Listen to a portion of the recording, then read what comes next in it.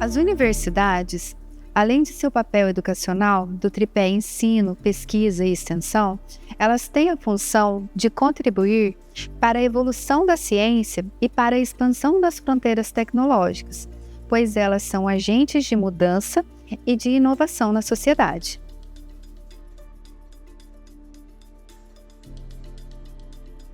A universidade é uma instituição que surge ali no século XI, na Europa, numa visão eurocêntrica da universidade, em Bolonha, na Itália, com um foco básico de ensino, né? E isso vai se desenvolver durante séculos. Só lá no século XIX, na Alemanha, na Inglaterra, se agrega o que se chama a segunda missão da universidade. Ali teve o primeiro processo de transformação da universidade, que é a inserção da missão de pesquisa, da investigação. E aí se criam os centros de investigação, os institutos de pesquisa, e assim por diante. E isso continua evoluindo até nós chegarmos na segunda metade do século XX, com a emergência, vamos dizer assim, de uma incidência muito grande de novas tecnologias, muitas delas que surgem naquele período do final da primeira metade do século XX, da Segunda Guerra Mundial. E aquele momento histórico reposiciona as universidades e seu papel na sociedade, fazendo emergir a chamada terceira missão, que é aquela missão que está associada a um engajamento, a uma participação da universidade com maior protagonismo no desenvolvimento da sociedade onde está inserido. A Universidade Empreendedora tem dois pais, como conceito. O primeiro, o Henry Etzkowitz, criou esse termo, na verdade, a primeira pessoa que eu penso que criou esse termo, em 1983, nos Estados Unidos, e é importante entender o clima. Em 1980, houve nos Estados Unidos a promulgação de uma lei chamada Bayh-Dole. É a lei que permitiu que a propriedade intelectual de invenções feitas em universidades ficasse nas universidades e não ficasse com o governo federal, mesmo que o governo federal americano tivesse sido o financiador dessas pesquisas. Havia, em contrapartida, o compromisso de que as universidades fariam um esforço objetivo para levar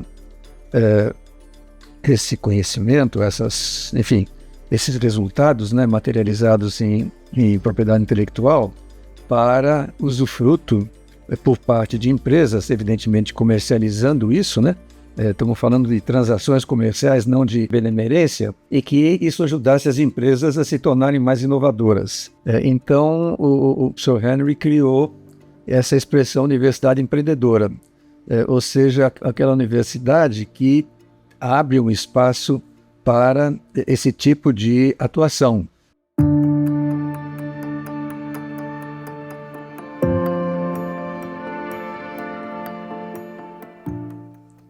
Mas o que é pensar em uma universidade empreendedora? Antes de tudo, é pensar atitude, pensar comportamento, pensar propósito. E no Brasil, esse movimento ele começou na década de 80, mas no mundo, esse movimento já acontecia há mais de 50 anos. O segundo pai, por assim dizer, é o professor Burton Clark. O professor Burton Clark é um sociólogo, talvez um dos principais estudiosos das universidades no mundo. Ele é professor da Universidade da Califórnia. Ele fez esse estudo em 5 universidades, uma delas, por exemplo, foi Twente, na Holanda, que eram universidades menos conhecidas, não são aquelas que aparecem em geral nos rankings, né, que a gente conhece, mas são universidades muito competentes, muito boas, e ele mostrou que algumas das universidades que ele estudou, em particular essas 5, elas tinham feito um ajustamento do seu pensamento estratégico, da sua estratégia e do seu modelo de gestão de maneira, vamos dizer assim, com uma origem diferente, de maneira distinta daquela feita pelo professor Etzkowitz, acabou usando o mesmo termo, Universidade Empreendedora, que ele intitulou num livro, né, que ele publicou em 1998, já às vésperas de uma conferência mundial da Unesco sobre universidades. Universidade empreendedora dentro do contexto, né, da transformação ou de uma mudança muito importante da universidade, que no exterior ocorre basicamente a partir da segunda metade do século XX, com a chamada Revolução da Tecnociência, que puxa as universidades, que gera um novo tipo de demanda para as universidades, uma demanda da sociedade de maior protagonismo no processo de desenvolvimento, não só científico e tecnológico, mas principalmente social e econômico, nos contextos, nas sociedades onde as instituições estavam inseridas. Inicialmente nos Estados Unidos, na América do Norte, depois na Europa Ocidental, depois isso foi se alastrando para toda a Ásia, né, Europa Oriental, até chegar neste século, do meu ponto de vista, de verdade, na América Latina.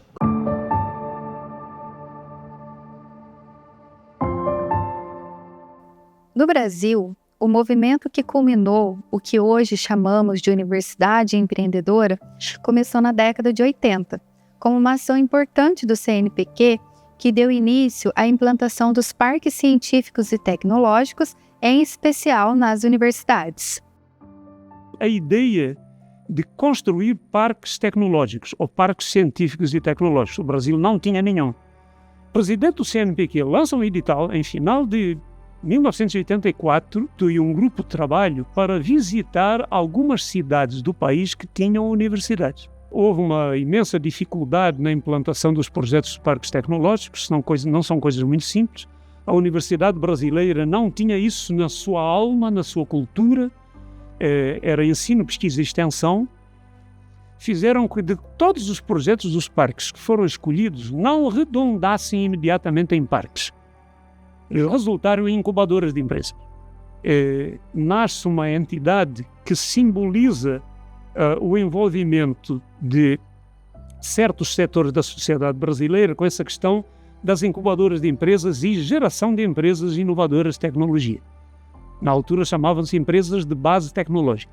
Simboliza a existência de um movimento suficientemente visível para se fazer representar numa entidade, entre aspas, de classe, que brigaria para manter o conceito de incubadora de empresas vivo e em operação.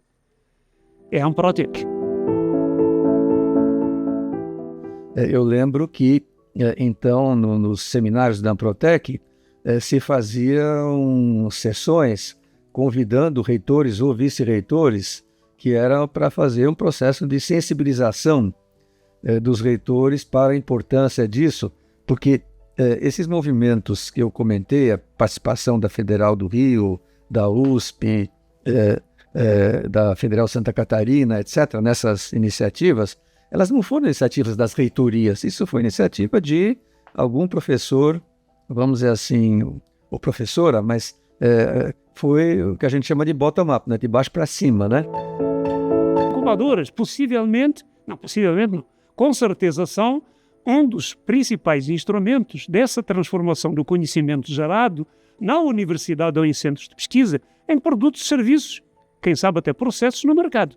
No mercado quer dizer na sociedade, servindo a sociedade. As incubadoras no Brasil não teriam chegado onde chegaram se uma entidade chamada SEBRAE, que tem, evidentemente, como uma das suas atribuições institucionais cuidar das micro e pequenas empresas, hoje eles fazem mais do que isso, naquela altura não, era isso que eles faziam, mas o SEBRAE foi a entidade que mais acreditou que o processo de geração de empreendimentos a partir da universidade poderia dar certo. Isso traduz-se por um conjunto de políticas institucionais do SEBRAE em apoio até chegar à parte de certificação, que é o CERN, que foi desenvolvido pela Amprotec em conjunto com o SEBRAE, que é a questão da certificação, tipo uma ISO, né? A questão da certificação das incubadoras. A nossa missão, o nosso propósito é fazer com que mais instituições, mais educadores, mais atores da educação despertem para essa importância do empreendedorismo aliado à educação para a promoção de uma universidade empreendedora. Todo esse tema, todo esse conceito, ele começou de uma forma muito pontual lá na década de 80, foi avançando para a década de 90 e nós temos aí, né, o sonho grande de fazer com que cada vez mais instituições adotem modelos para que se tornem, de fato, universidades empreendedoras. A universidade são as pessoas que a compõem, sejam alunos, professores, pesquisadores e técnicos administrativos. São as pessoas que formam a universidade e criam a cultura empreendedora de inovação e refletem suas próprias estruturas. E com o Marco Legal de Ciência, Tecnologia e de Inovação, principalmente a Lei de Inovação de 2004, quando a gente regulamenta a questão da propriedade intelectual dentro dos ambientes da universidade e como capitalizar isso, eu acho que, de fato, principalmente os gestores, a alta administração da universidade, ela passa a tomar um maior contato com essa realidade. Então, o marco legal, ele traz essa tranquilidade para o pesquisador. E hoje a gente vê que a AGU, a CGU, né, o Tribunal de Contas da União, eles estão extremamente sensíveis para a necessidade dessa segurança jurídica e trazer tranquilidade para os pesquisadores que desejam empreender, para a universidade construir as suas políticas de empreendedorismo e inovação, de tal forma que as pessoas trabalhem de uma forma absolutamente tranquila. O surgimento dos NITs no Brasil e da legislação dos NITs, que vem de um desenvolvimento, talvez as duas maiores influências nesse sentido sejam os TTOs americanos, né, das oficinas, né, os escritórios de transferência de tecnologia das universidades americanas, e as OTRES espanholas, né, das universidades espanholas, ou seja, estruturas criadas dentro das universidades para responder a novas demandas de atenção e acompanhamento do conhecimento gerado, patenteamento, registro de software, registro de cultivares, licenciamento desses conhecimentos e assim por diante, que no Brasil recebe o nome de NIT, vira uma legislação que obriga as instituições públicas, né, e recomenda, vamos dizer assim, as instituições privadas, comunitárias, a terem estruturas desse tipo, esses núcleos de inovação tecnológica, é muito importante, porque ele traz essa cultura para dentro das universidades de uma forma muito importante, né, muito central no processo de desenvolvimento da universidade, de avanço da universidade, ao surgimento do que hoje nós chamamos de startups, né, novos empreendimentos que utilizam o conhecimento gerado na universidade, ensinado na universidade,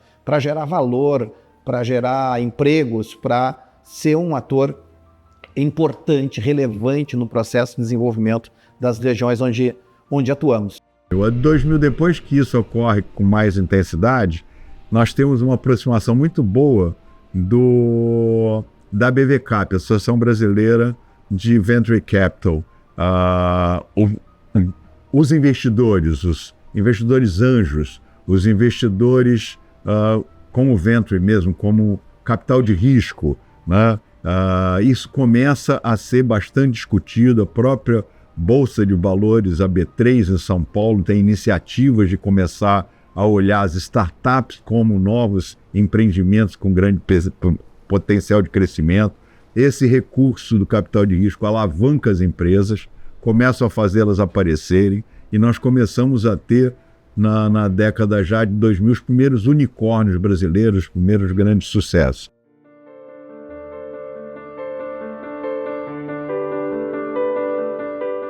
O empreendedorismo na universidade, ele nasce de baixo para cima, claramente, em todas as universidades do Brasil que eu conheço, e seja de professores, de alguns professores, seja de estudantes. Aqui na USP, por exemplo, um conjunto de estudantes que começou aqui na FEA e depois foi se espalhando, criou o núcleo de empreendedorismo da USP, o NEU, com trabalhos maravilhosos. Quer dizer, começou o pessoal aqui, como é que o pessoal, vamos dizer, esse pessoal de administração, contabilidade, economia, pode ajudar a moçada da Poli e de outras a se tornarem, no caso, né, criar startups, algo assim, que é um pedaço do que a gente está falando, mas é um pedaço relevante.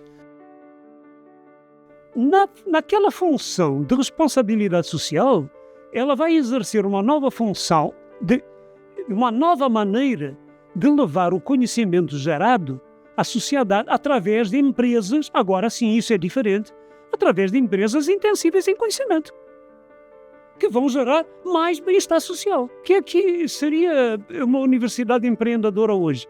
É fundamentalmente isso.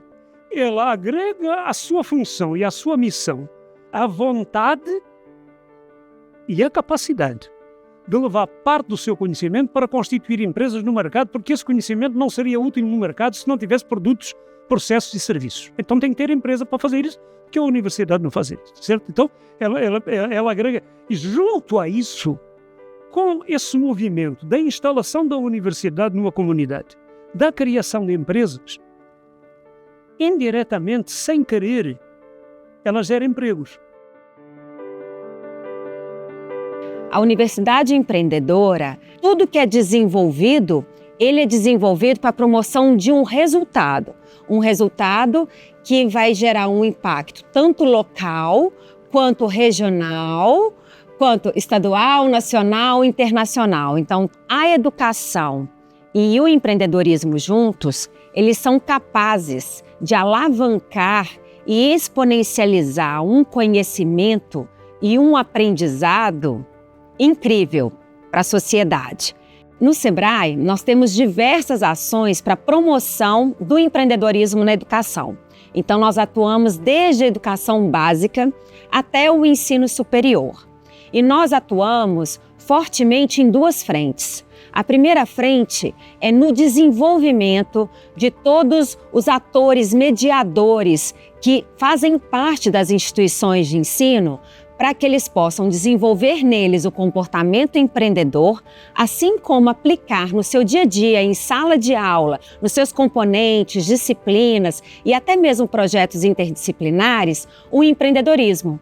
Porque muitas das vezes as pessoas observam o empreendedorismo apenas na oportunidade de abrir negócios. E, no entanto, não é assim. Nós desenvolvemos comportamentos, atitudes para que as pessoas possam desempenhar papéis diferenciados no seu projeto de vida ou também no seu dia a dia do trabalho. Então, nós precisamos de formar alunos com boa base científica, com boa base tecnológica, mas principalmente com um perfil hoje que lhe permita compreender as questões sociais, as questões ambientais, as questões de sustentabilidade. Sim, comportamento empreendedor, resiliência, liderança, mas também saber servir. Todo mundo quer ser líder, mas ninguém quer servir. Esse é um desafio. Então, a universidade que forma seus egressos pensando nisso, ela é uma universidade comprometida com a sua missão social. E quando a gente leva isso para as questões da pesquisa, da extensão, da indissociabilidade entre o ensino, a pesquisa e a extensão, com essa visão da inovação, eu acho que é a universidade do futuro. Muitas universidades no planeta já caminham assim. Eu acho que a universidade no Brasil ela tem uma função social muito importante, sempre teve. E ela sempre teve isso muito claro. A grande vantagem da universidade empreendedora é essa. É ajudar a resolver problemas do mundo. Esse é o lema. A universidade não deve existir por ela mesma. Ela existe porque tem a sociedade que precisa de algum tipo de coisa que a universidade pode fornecer e outros não podem, tá certo? A universidade precisa, olhando os objetivos do desenvolvimento sustentável, precisa ajudar a fazer políticas públicas, porque normalmente os governantes em nível municipal não têm competência para fazer. A universidade é perene. Alguém viu alguma universidade mudar de um município para outro? Ela é perene mais e é uma âncora econômica e a mineração dela é de safras infinitas. A gente passa a viver no final do século passado, início desse século, uma mudança brutal na sociedade que a gente vive, né? Que é essa sociedade que nós temos hoje, a chamada sociedade do conhecimento. Uma sociedade onde a questão do emprego muda muito, né? O que tem desaparecido, o que tem mudado fortemente nessas últimas 2 décadas, não é o trabalho, é o emprego, né? A noção de emprego público, de emprego privado, começa a se transformar fortemente. Trabalho continua tendo muito, mas organizado de outras formas. As redes sociais, as grandes empresas de tecnologia, as plataformas tecnológicas, isso mudou o mundo para sempre. Mudou não só do ponto de vista dos negócios, mudou o estilo de vida, mudou a forma como nós nos relacionamos, mudou a forma como nós conhecemos as pessoas, como nós nos relacionamos não só profissionalmente, mas afetivamente também. Foi muito forte essa transformação no seio assim, dessa sociedade do conhecimento.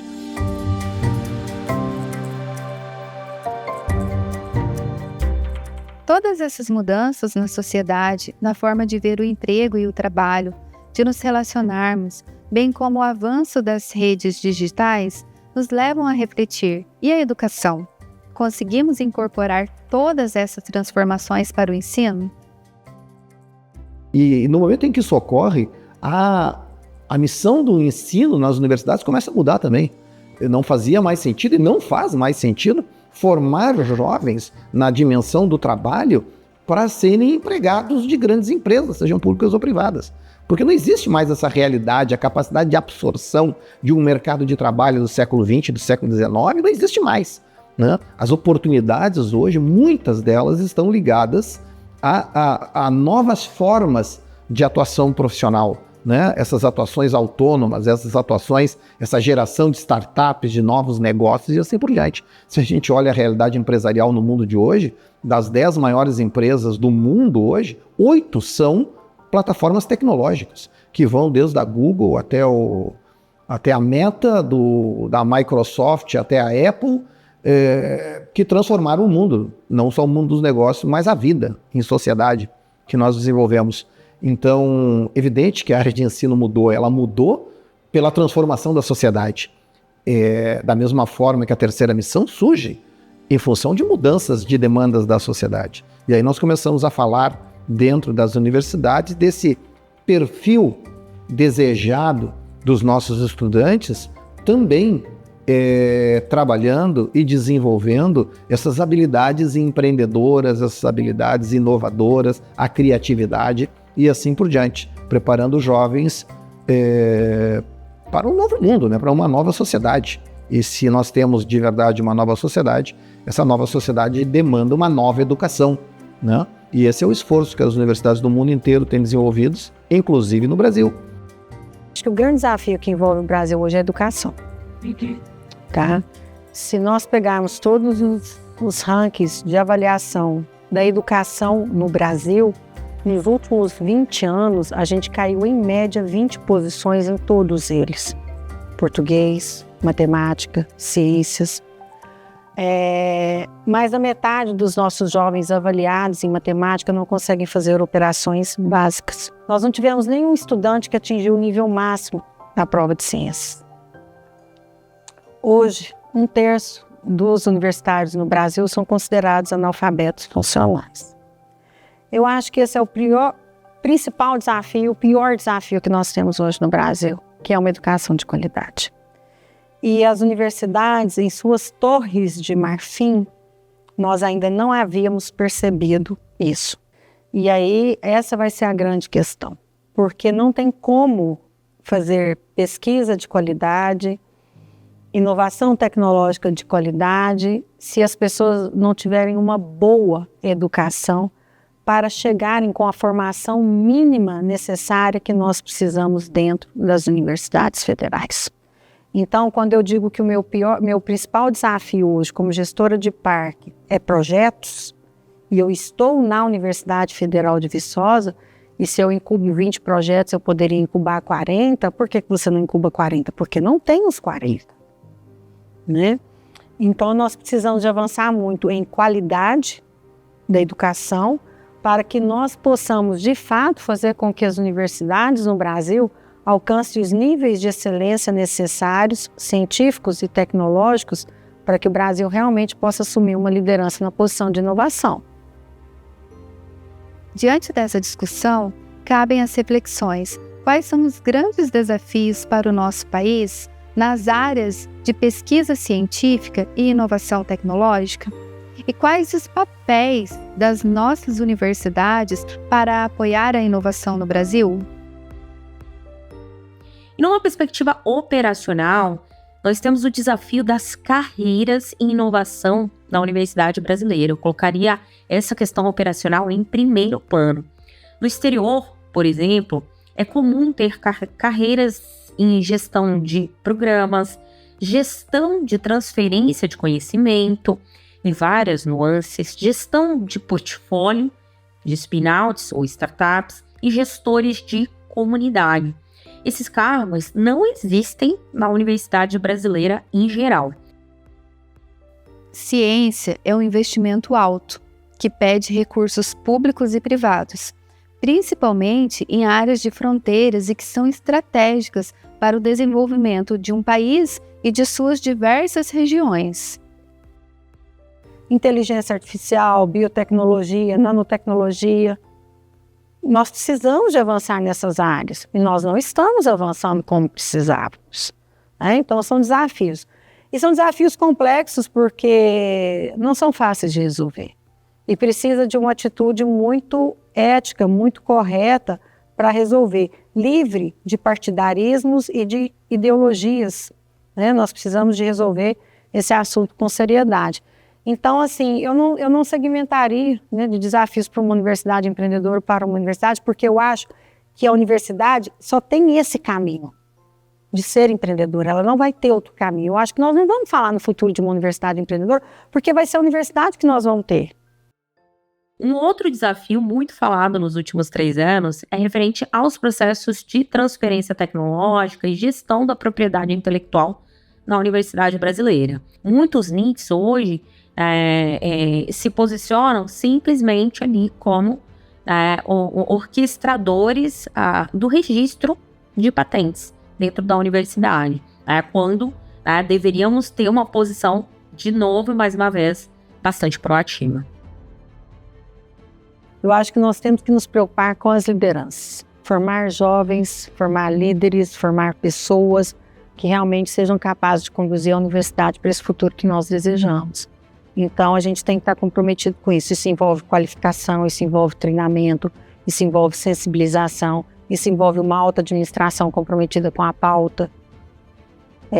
Aquilo que lá no passado começou de uma forma muito orgânica por professores que desejaram abrir um centro de empreendedorismo, uma incubadora, porque viu lá fora, isso não é mais suficiente. Esse estágio já passou. Embora tenhamos muitas mudanças com o novo marco legal, quando falamos de inovação, de empreendedorismo, estamos falando de situações, ambientes, programas que ainda não existem. Portanto, não existe regulamentação também. E o nosso papel é pensar além dos muros, né? Pensar em levar desenvolvimento, em levar prosperidade para a sociedade ou comunidade que estamos inseridos. Eu acho que nesse momento nós já temos, né, a questão legal pacificada, nós já temos, né, algumas políticas de incentivo financeiro que começam a se tornar perenes, porque o financiamento hoje, principalmente para os ambientes de inovação e empreendedorismo, incubadoras, parques, aceleradoras, hubs, continua sendo um grande desafio, mas nós temos política. Eu, hoje, como gestora de um parque tecnológico, qual é o meu maior desafio? É ter mais projetos com potencial de se transformarem em empresas. Que é o movimento Deep Tech, um arranjo de políticas, programas e capital para apoiar projetos e startups que solucionam problemas complexos, tais como novos tratamentos para a saúde, medicamentos e vacinas, soluções climáticas, novos materiais, a diversificação das fontes de energia, a intensificação dos métodos computacionais, etc. Junto com o movimento das Deep Techs, temos também um movimento regenerativo, ou seja, onde pensamos projetos, negócios, pesquisas que, além de diminuir o impacto ao meio ambiente, nós subtraímos os impactos à natureza. E nesse movimento também de um mundo regenerativo, a universidade ela faz parte desse novo olhar, desse novo movimento. Caminhando para o final dessa discussão, precisamos trazer reflexões para o futuro das universidades. Quais movimentos emergem nesse momento? Que cultura precisa ser fomentada? E como ficam as nossas lideranças? Então, as nossas lideranças, elas precisam estar comprometidas com essa universidade do futuro. Eu acho que é isso que nós precisamos de observar. E se nós temos lideranças comprometidas com essa universidade do futuro, isso vai se desdobrar nos nossos colegiados, nas nossas decisões, em todas as instâncias daquela universidade. E quando isso permeia, isso se torna uma coisa que vai difundindo a cultura. Porque, de novo, é cultura.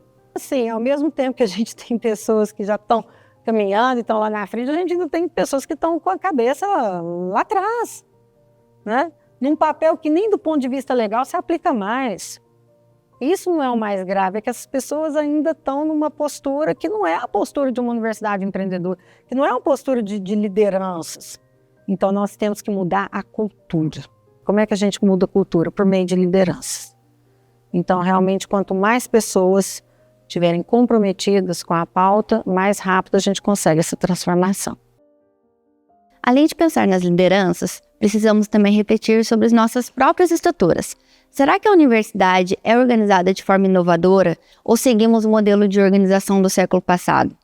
Muitas universidades empreendedoras possuem pessoas empreendedoras e não uma organização. Isso também se associa à mudança. A mudança, então, ela é muito mais profunda e eu acho que isso é que tem que ser discutido agora. Isso, para mim, é o grande desafio na mudança e não sei quanto que a universidade, as escolas, etc., estão preparadas para isso. Né? O MEC está fazendo uma mudança no ensino de segundo grau, já está introduzindo várias coisas ainda, mas como empreendedorismo. Eu acho que nós deveríamos ser um pouco mais profundos, nós deveríamos começar a aprender e aprender a resolver assuntos. Toda vez que alguém resolve alguma coisa, ele consegue desenvolver um produto, um serviço ou um processo. E se isso for sistematizado, organizado, ele pode ser replicado. E aí ele pode ser multiplicado, resolvendo problemas de outras pessoas. É isso, eu acho que a gente tem que criar espaço para discussão, para o contraditório, para que a gente possa realmente criar essa universidade que o Brasil precisa antes de mais nada. Não dá. Tem gente que acha que nós já saímos da Torre de Marfim, eu acho que não. Eu acho que a gente ainda está nela. Talvez a gente desceu alguns andares, mas nós precisamos de descer mais para realmente trazer a sociedade para dentro da universidade, trazer os jovens para dentro da universidade, para que a gente possa, não muda um país, isso não é falácia, a gente não muda um país sem educação de qualidade, sem ciência e tecnologia de ponta. E as universidades têm muito a oferecer nesse sentido. Em oferecendo isso, eu acho que empreendedorismo e inovação são consequências.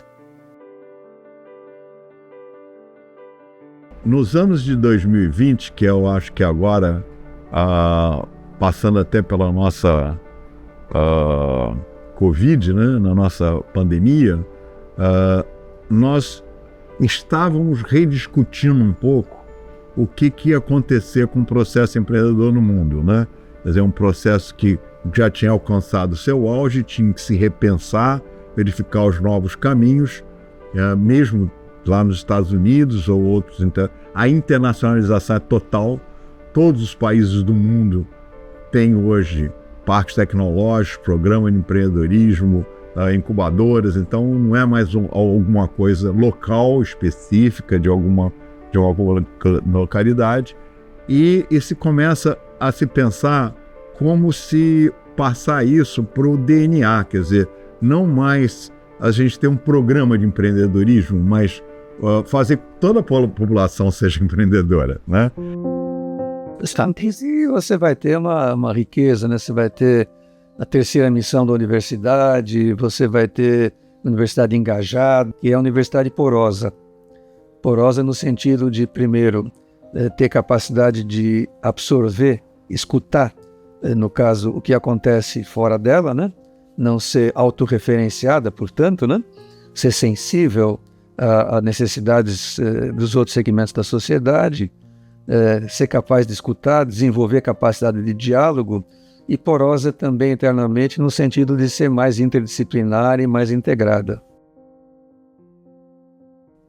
Por fim, um momento essencial que vivemos é pensar sobre o impacto da universidade, o impacto de nossas pesquisas para além das publicações qualificadas. O movimento de Deep Techs e regenerativo materializam o nosso impacto, pois estão associados à busca de soluções de desafios globais e complexos em diferentes áreas do conhecimento, onde pensamos na sobrevivência de nossas futuras gerações e uma universidade que não é só empreendedora, mas empreendedora sustentável.